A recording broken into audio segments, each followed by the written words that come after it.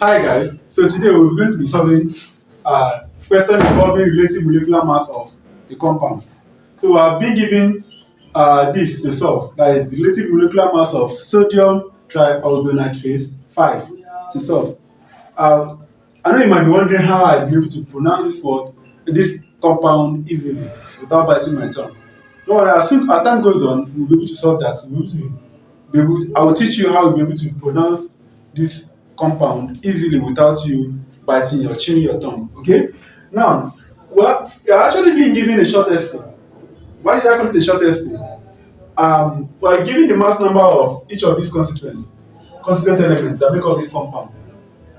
It's an expo because peradventure we have not given the mass number of each of these elements that make up this compound.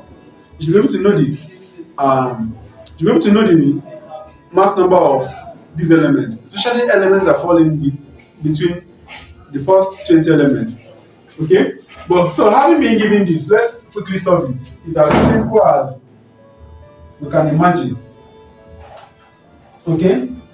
So the mass number of sodium as given here is 23 plus the mass number of nitrogen is 14 as being given plus the mass number of oxygen is what? 16. But we have 3 atoms of oxygen here. Okay? This 3 is only affecting oxygen, not all of them, but only oxygen. So since we have 3 atoms of oxygen, we say multiply by 3. Okay? So in mathematics, earlier we have done pen downs or board mass, that is order of operation. We said that multiplication will come first, right? So we have 23 plus 14 plus 15 times 3 is what? 48. Okay? If you add up everything together, 23 plus 14 is 37. 37 plus 48 is 85. So we have 85 grams. So the relative molecular mass of